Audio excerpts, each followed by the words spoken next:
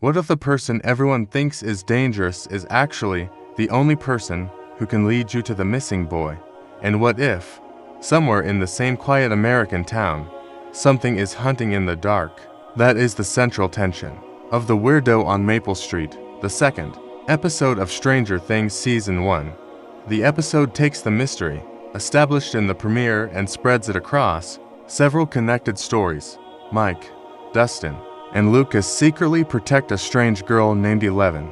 Joyce Byers becomes convinced that her missing son Will is trying to communicate with her. Police Chief Jim Hopper begins questioning what really happened to Will, and Nancy Wheeler finds herself caught between an ordinary teenage night and a terrifying supernatural threat. The episode is important because it does not simply give us answers. Instead, it makes the mystery much larger. The supernatural events are no longer happening somewhere far away. They are beginning to invade the homes, friendships, and everyday lives of Hawkins. Before we begin, the version selected here is the most widely recognized series, Netflix's Stranger Things ***, Season 1, Episode 2, The Weirdo on Maple Street, released in 2016. Stranger Things is an American science fiction horror drama created by Matt Duffer and Ross Duffer, collectively known as the Duffer Brothers. The first season premiered on Netflix in July 2016. The series combines science fiction, horror, mystery, coming-of-age drama, and supernatural thriller elements, while drawing heavily on the atmosphere of 1980s American genre entertainment. The story is set primarily in the fictional town of Hawkins, Indiana, where the disappearance of a young boy exposes a much larger mystery involving government experimentation and a terrifying alternate dimension. The series has received widespread critical and audience acclaim. Its IMDb rating has historically been around 8.6/10. Although ratings can change over time, episode begins immediately after the disappearance of Will Byers. His three closest friends, Mike Wheeler, Dustin Henderson, and Lucas Sinclair, have discovered a mysterious girl in the woods. She has a shaved head, strange abilities, limited knowledge of ordinary life, and an enormous secret. Her name is 11. The boys decide to hide her in Mike's basement rather than immediately tell their parents or the authorities. But 11 knows more about Will than the boys realize. At the same time, Will's mother, Joyce Byers, refuses to accept that her son is simply gone. When she receives what appears to be a strange communication through her telephone, she becomes convinced that Will is still alive. Meanwhile, Hopper investigates Will's disappearance and begins discovering that something about the case does not make sense. And while all of this is happening, Nancy Wheeler attends a party with Steve Harrington. Her friend Barb Holland follows her reluctantly, with disastrous consequences. By the end of the episode, the three storylines begin pointing toward the same terrifying conclusion. Something is reaching into Hawkins from somewhere else. After finding 11 in the woods, Mike, Dustin, and Lucas bring her to Mike's house. For the boys, the situation is almost impossible to process. They have been searching for their missing friend Will. Instead, they have found a mysterious girl who appears frightened, barely communicates normally, and clearly does not want to be found. Lucas is immediately suspicious. Dustin is curious. Mike, however, is determined to help her. Mike's defining characteristic throughout this episode is his empathy. While Lucas keeps asking practical questions about whether 11 can be trusted, Mike sees a frightened child who needs protection. The boys hide 11 in Mike's basement. This creates the episode's first major conflict. They have discovered something important, but they cannot tell the adults without risking 11 being taken away. 11 is also clearly terrified of certain people.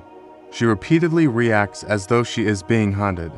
The boys slowly begin to understand that the strange girl may have escaped from something much more frightening than they initially imagined. Mike, Dustin, and Lucas try to learn who 11 is. She has unusual speech patterns and does not understand many normal aspects of everyday life. Her appearance also immediately makes her stand out. Mike tries to treat her like a normal person. Lucas does not trust The boys question her about Will. This is one of the episode's most important developments, because 11 gives them information suggesting that she knows who Will is. That changes everything. If 11 has some connection to Will, then finding her may not have been a coincidence. The boys begin to suspect that she might know where their missing friend is. But 11's answers remain incomplete. She is not giving them a straightforward explanation because she either cannot or will not explain everything. That uncertainty becomes one of the episode's strongest storytelling devices. The audience knows that 11 possesses extraordinary knowledge, but we are not yet given the full explanation. While the boys are hiding 11, Joyce Byers is dealing with a completely different kind of terror. Her son is missing. Everyone around her is beginning to consider the possibility that Will may be dead. Joyce cannot accept that. Winona Ryder's performance is central to the episode because Joyce is not presented as someone calmly investigating a mystery. She is a mother operating through fear, desperation, and instinct. Then something strange happens. Joyce receives a telephone call. The connection is distorted, but Joyce believes she can hear Will. For her, this is proof her son is still somewhere. The call is followed by a terrifying electrical disturbance. The phone behaves abnormally, and Joyce realizes that whatever is communicating with her may not be using the telephone in an ordinary way. This is a major turning point. The mystery has moved beyond a simple missing person investigation. Something appears capable of interacting with the physical world. Police Chief Jim Hopper is investigating Will's disappearance. Hopper initially appears more skeptical than Joyce. He is experienced, practical, and accustomed to dealing with ordinary crimes. But he is also not careless. As he investigates, certain details begin bothering him. The case surrounding Will does not behave like a normal disappearance. Hopper's investigation also connects him to the death of Benny Hammond, the diner owner who helped 11 in the previous episode. Benny's death has been made to look like a suicide. But Hopper notices inconsistencies. The supposed suicide does not sit comfortably with what he knows about Benny. This is important because it establishes that someone or something is actively trying to control the story surrounding 11. Hopper begins moving closer to the truth, without yet understanding what that truth actually is. Back at Mike's house, the boys struggle with their new responsibility. Keeping 11 hidden is not easy. They have to prevent Mike's parents from discovering her while also figuring out what she knows.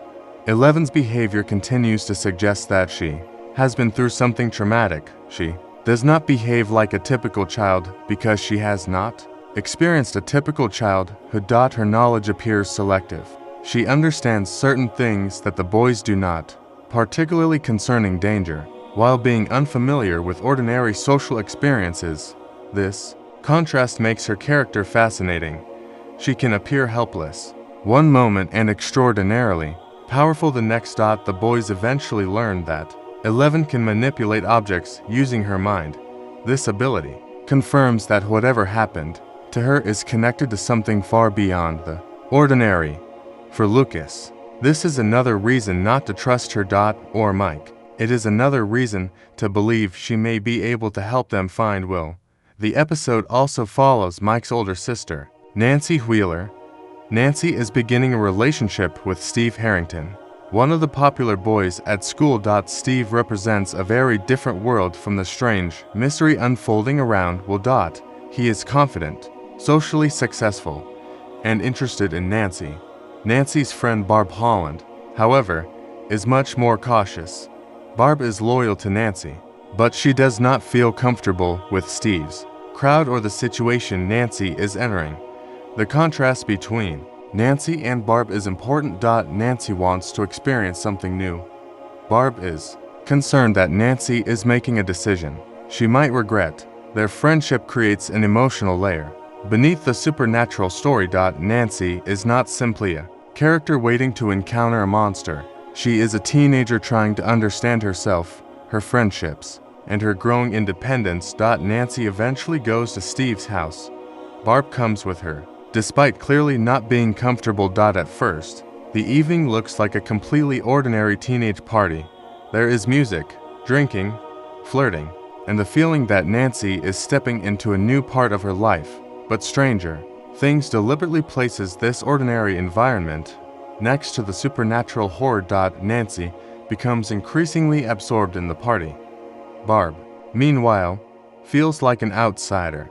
Eventually she is left alone. That isolation becomes extremely important. Barb sits near the swimming pool, where she accidentally cuts her hand. A small amount of blood falls into the water. In a normal teenage drama, this would mean almost nothing. In Stranger Things, it becomes a signal. Something is watching. The episode begins bringing the supernatural threat into clearer focus. Barb sees something disturbing. The environment suddenly feels wrong. She is alone, vulnerable, and separated from the people who might help her. Then the episode's horror becomes unavoidable. Barb disappears. The significance of this moment is enormous. Will's disappearance is no longer an isolated event. Another person has vanished under mysterious circumstances. The episode has now established a pattern. Something is taking people, and the characters do not yet understand what that something is. Mike is intelligent, imaginative, loyal, and deeply committed to his friends. His relationship with Will is central to his decisions, because Mike believes Will can still be found. He is willing to trust 11 when the others are reluctant. His compassion is one of his greatest strengths. Dustin is curious, enthusiastic, and often provides humor during the darker moments. He approaches 11 almost like a scientific mystery, rather than simply being afraid. He wants to understand her. His friendship with Mike and Lucas gives the story much of its emotional energy. Lucas is the skeptic. He does not automatically trust 11, and from his perspective, that caution makes sense. His main motivation is protecting his friends. His conflict with Mike is therefore not simply an argument between two personalities. It represents two different responses to uncertainty. Trust versus suspicion. 11 is the episode's biggest mystery. She is frightened, isolated, and clearly connected to the supernatural events surrounding Hawkins. Her telekinetic abilities make her unlike anyone else the boys know. But her powers are not what make her compelling. It is the question of what happened to her. Why was she being haunted? Where did she come from? Why does she know about Will? The episode intentionally leaves those questions unanswered. Joyce is Will's mother. Her motivation is simple and powerful. She wants her son back. Other people may believe that grief is affecting her judgment, but Joyce trusts what she experiences. When she believes Will is communicating with her, she refuses to dismiss it. Her determination becomes one of the central forces driving the story forward. Hopper is the Hawkins police chief. He initially represents the rational side of the investigation, but his experience also makes him suspicious when evidence does not add up. He is not immediately ready to accept supernatural explanations. Yet, he is willing to follow inconsistencies wherever they lead. Nancy is Mike's older sister. She is beginning to move beyond childhood and into the complicated social world of high school. Her relationship with Steve becomes increasingly important, but her friendship with Barb is equally significant. The tragedy at the party will eventually force Nancy much closer to the central mystery. Barb is Nancy's best friend. She is cautious, protective, and more skeptical of Steve's world than Nancy is. Her disappearance transforms her from a supporting character into one of the episode's major mysteries. The episode contains several important revelations. First, 11 is not simply a random runaway. She has information about Will and appears connected to the strange events in Hawkins. Second, Joyce believes Will is communicating with her. That challenges the assumption that Will is simply missing or dead. Third, Hopper discovers that Benny's death may not be what it appears to be. This suggests that someone is hiding the truth. And finally, Barb disappears. That last event confirms that Will's disappearance is part of a larger danger. The ending of The Weirdo on Maple Street is designed to make the audience ask one crucial question: where are these missing people going? Will is gone. Barb is now gone. 11 has escaped from people who apparently wanted to capture her. Joyce has experienced a disturbing communication from what she believes is Will. And Hopper beginning to suspect that the official explanation for Benny's death is false. All of these events are separate pieces of the same puzzle. The episode does not completely explain the supernatural mythology yet. Instead, it gives us enough evidence to understand that Hawkins contains a threat operating outside normal reality. The danger is also becoming personal. For Mike, Dustin, and Lucas, 11 is no longer simply a strange girl they found. She may be their best chance of finding Will. For Joyce, the strange communication gives her hope that her son is still alive. For Hopper, the inconsistencies surrounding the case suggest that somebody knows much more than they are admitting. And for Nancy, Barb's disappearance will eventually force her to confront the same nightmare that has already consumed Will. One of the most important ideas in the episode is the contrast between ordinary childhood and hidden danger. Mike, Dustin, and Lucas are still children playing games and trying to understand the world through rules. But the world around them is no longer following those rules. Their basement becomes a temporary hiding place for 11, almost like a child's secret clubhouse, while the real danger outside is increasingly adult and institutional. The episode also uses electricity and communication as recurring motifs. Lights, telephones, and electrical disturbances become ways for the supernatural world to appear in Hawkins. This is especially significant in Joyce's storyline. The ordinary technology of the 1980s becomes a bridge between the normal world and whatever exists beyond it. The series' broader visual language also draws heavily on the science fiction and horror traditions of the 1980s. The combination of small-town America, children on bicycles, secretive institutions, supernatural experimentation, and a monster hidden just outside ordinary reality is deliberately designed to evoke that era's genre storytelling. These are supported stylistic influences of the series rather than clues that every individual scene has a hidden coded meaning. It is important to separate what the episode establishes from what viewers might theorize. Confirmed, 11 has unusual psychic abilities. Confirmed, 11 has a connection to Will's disappearance. Confirmed, Joyce experiences an apparent communication from Will through electrical interference. Confirmed, Hopper discovers suspicious circumstances surrounding Benny's death. Confirmed, Barb disappears after being left alone at Steve's house. Interpretation: the exact nature of the force connecting these events is deliberately left mysterious at this point in the story. The episode wants viewers to form theories, but it does not yet provide every answer. That restraint is part of what makes the mystery effective. Episode 2 directly builds on the events of the pilot. Episode 1 introduced Will's disappearance, 11's escape, Benny's death, and the strange threat surrounding Hawkins. Episode 2 connects those pieces. Most importantly, it establishes that 11 may be connected to Will and that Joyce's strange experiences may contain genuine information rather than simply being the result of grief. Barb's disappearance also expands the central mystery beyond Will. The following episodes will increasingly reveal the relationship between 11, the Hawkins laboratory, Will's disappearance, and the mysterious alternate environment associated with the show's supernatural mythology. The boys' decision to protect 11 also becomes one of the central relationships of the season.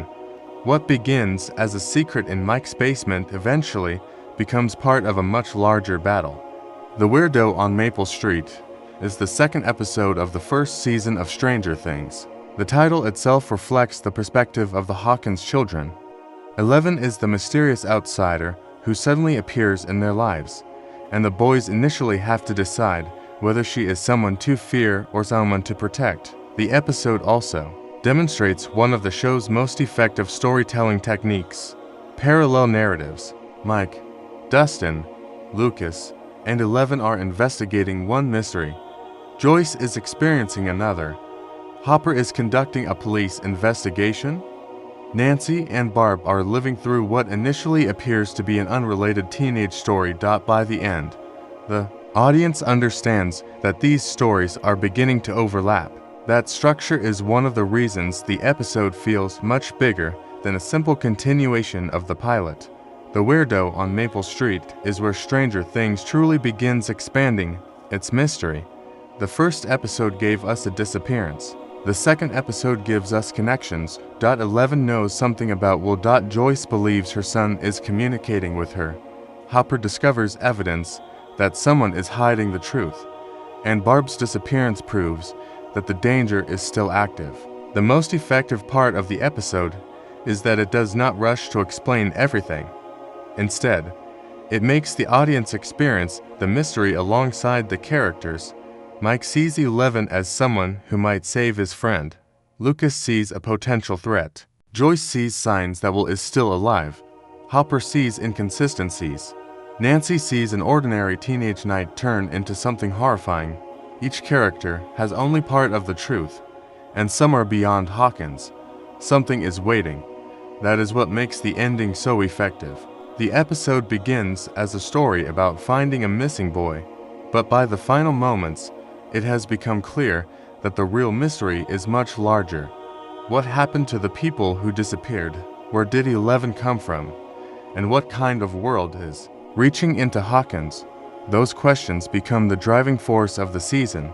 If you enjoyed this complete breakdown of Stranger Things Season 1, Episode 2, make sure to like the video and share your thoughts, theories, and favorite moments in the comments. Subscribe to Screen Central for more web series, TV series, and movie breakdowns, ending explained videos, and detailed episode analyses, and turn on notifications so you never miss a future upload.